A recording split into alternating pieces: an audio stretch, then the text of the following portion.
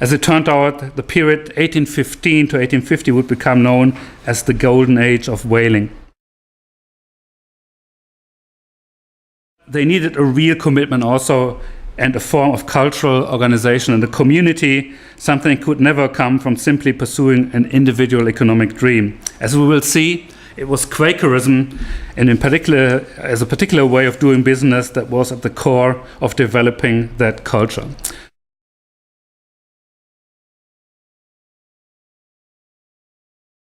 So let me start with the second part about the case of Nantucket, why Quakers, why whaling, and how does this all hang together. So Nantucket was discovered in 1602, bought in 1641 from the Plymouth colony, and then sold on to some 20 private purchasers. The island came under colonial authority in 1664 and was officially governed by New York. It then became incorporated in 1691 to Massachusetts. Now, what's the problem of Massachusetts? Well, if you actually look at photos and if you see pictures of the island, you see this is a huge sandbank outside, just south of Cape Cod. What can you produce or grow there? Well, not much. First of all, natural resources are totally limited. So there was a little bit of sheep grazing, and they had a few commons and so on. But of course, that didn't feed the growing population. So you immediately turn to the sea, and in the beginning, as we will see, there was just a little bit of first fishing, then they went further, then whaling, and you could see it was also on the migration line from the northern parts of the hemisphere towards the south, just as on the west coast, and they passed close by to Nantucket. And of course, went further and further, and you start hunting the whales, you then beach them because the ships aren't big, the vessels aren't big enough to land them, and so on and so forth. Now, why whales and whale-related products? Well, first of all, they became an important aspect. That sperm oil became an important aspect of industrial production, and it was one sort of oil, so-called head matter oil, that mattered more than others because it was the lubricant that literally oiled the Industrial Revolution in England. But it was also used for other purposes, for light producing as a light producing resource. Most lighthouses, for example, functioned with sperm whale oil. For leather tanning, soap production, or producing paint. Only in the 1720s did the systematic industrial hunt for sperm whales begin. In 1923, Nantucket got its first proper wharf, built solely for the docking of whale ships. By the mid-18th century, there were already 60 ships of up to 75 tons each, bringing in almost 12,000 barrels of whale oil annually. Nantucket whalers soon made up for the loss by the local whales, because at the end of the day, there's only so many whales you can kill, and then you have to go further and further and further. So they followed the whales, so eventually leading them to the Azores, Cape Verde, which is on the other side of Africa, Brazil, and then all the way to the Falkland Islands. And later on, I will talk about this. Then also going around the southern cone, ending up in the Pacific and going even further. So at the end of the day, such a run from Nantucket usually meant 2 or 3 years on water with the same team, 20 to 30 people, hunting very far away from your home.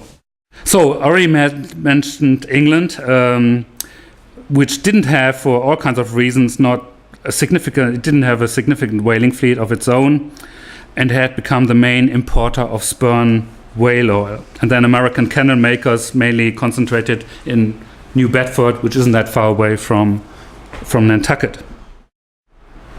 So increased demand then led to further enlargement of the Nantucket fleet. By 1748, Nantucket had 60 vessels, each ship having a capacity of 50 to 75 tons and an annual tonnage of about roughly 12,000.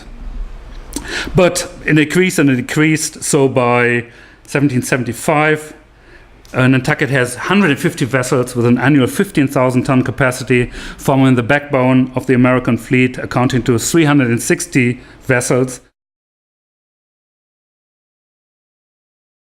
the main point is that whaling expeditions and explorations needed more than just good seafaring skills. Improved shipbuilding and construction helped, and of course a favorable geographical location. But they needed a real commitment also, and a form of cultural organization in the community, something could never come from simply pursuing an individual economic dream. As we will see, it was Quakerism, and in particular, as a particular way of doing business that was at the core of developing that culture. Now, how did the Quakers get to Nantucket? Well, they first actually didn't go to Nantucket, they first went to Massachusetts. But the problem in Massachusetts was a really intolerant form of Puritanism. So at one point the Quaker community in Massachusetts decided, time to call it a day, we move to another place, and the place they moved for was first New Bedford, and from New Bedford then to Nantucket. And then the Quaker community grew quickly. On Nantucket itself, there were two major faith groups that were present, so Quakers, obviously, and then also parts of the Congregational Church. However, for reasons that have to do with whaling, one would become the dominant group. And some names of these Quaker families until today are part of the old elite of Nantucket. And you will see, if you read, for example, Moby Dick, some of those names come up again and again and again. So Starbuck is definitely a Nantucket name, or Coffin would be another one, or Starbuck Coffin. At one point, the families united. These are names that come up again and again and again. And if you look at the Nantucket telephone book, you will see plenty of Starbucks and Paddocks and Coffins. And if you take a closer look into those who ran the island, those great select committees and the selectmen who represented their voters in these communities, you see that about 75% of the Nantucket elite stemmed from one of the 5 core Quaker families. What belongs to that kind of Quaker culture? And I will talk a little bit more about this in the third part. Well, first of all, the character of the Quaker meeting was usually one of benign control. They were not control freaks like many other religious sects. And they were certainly not based on anything like public humiliation. That was really not their thing. Repentance was deemed the normal way of confessing to sinful behavior and correcting it. Expulsions from the community were rare, and this soft touch also might explain the success and wider acceptance and inclusiveness of the Quaker community. Women were seen as spiritually equal and often played a major role in not just in the household, but also particularly when whaling got underway, you will see that it's actually at home that they run the business and do all the coordination, while the men are very often out at sea. So on land as on sea, it was mainly kinship, family ties, and Quaker culture which kept the business going. Okay, trust, honesty, reciprocity, reliability reinforced the tightly knit community. And of course, that also meant it had that kind of culture also helped to set up businesses that you could trust. And that's an important factor. If you have developing markets, one of the things you want to have a wild speculation. You want to make sure that you get a proper return. How do you get a return? Well, in the sense that you can rely on those guys in which you invest. So trustworthiness, honesty, avoiding indebtedness were absolutely of prime importance. So even the lower ranks of seamen on Nantucket-based whaling vessels, of course not all of them of Quaker faith, felt that there was something special about Quaker ships, and nothing succeeds like success. So once you come home from a trip abroad and you see, why are these guys doing better than other whalers? Why are they so much better? And it has something to do with the way they run their business. Now what also helped is that the Quakers were actually quite a pacifist lot. So they didn't like conflict. Most of the decisions were based on consensus. But that also created then a little bit of a problem during when American independence came about. Okay, so much about the basics. So what I would like to do now is kind of zero in a little bit and talk a little bit about the maintenance problem. How, if you have this thing going, how can you maintain it what do you do? How do you do this exactly? And the interesting thing is here that the Quakers appear on the island almost like a laboratory. Quakers were strong also in other parts of the US, or if you look at the history of Pennsylvania, William Penn, one of the founders, is a Quaker. Yeah, and Pennsylvania is Quaker country. So, but they mixed there in many ways, and it wasn't an island. So you have almost laboratory conditions if you're dealing with an island. Okay, everything appears in purer form, and is therefore a little bit easier for sociologists and historians to analyze. Now, the crucial question, and the crucial institution, I mentioned that before, which held the Quaker and Nantucket community together, was, of course, the meeting. And the Quaker meetings cover two main areas, business and worship. There was no overt selectiveness, just an implicit understanding. So very often if you had a business meeting and they talked business, you have a clerk who actually takes notes of the few words that were said, and who helped to formulate the consensus, and those notes were then read out at the next meeting. So note-taking became part of preparing for the consensus, and is part of the is an important function in the deliberation process. Okay, what helped on the ships? Well, there are a couple of things I should briefly mention. Productivity, labor contracts, the kind of markets that they encountered. In terms of productivity, the best whaling years were 1816 to 1846, and that had pretty much to do with the discovery of the Pacific and whaling there. However, increased productivity also had something to do with improved ships, the lower average age of the fleet, better hunting equipment, and better geographical positioning systems, and better maps. And then when you came back from the long tour, of course, you were not encouraged to spend your money in brothels or in bars.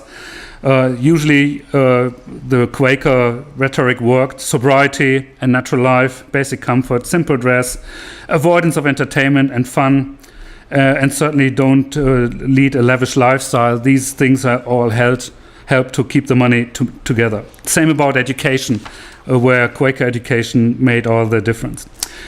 But I mentioned earlier before, tensions became visible. We heard about the common land that was, the commons were kind of given up. The same about public schooling. But then also within the Quaker community, there were schisms as well. So, for example, a kind of sect out of the Quakers developed called the Shaking Quakers. What they did was they were even more radical than the normal Quakers, but their service also provided a little bit more. So they did a little bit of movement and showed excitement during their service.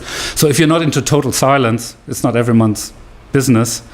You can imagine why it attracted probably some of those who joined that kind of community.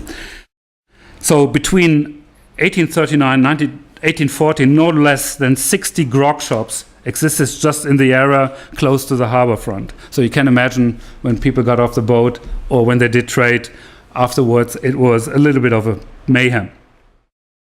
Growing labor demand and, as a result, a rapidly growing population created a number of problems, not just drinking or challenges to public order, but also an increased demand for public schooling and other things. So the Quakers looked increasingly like cultural dinosaurs.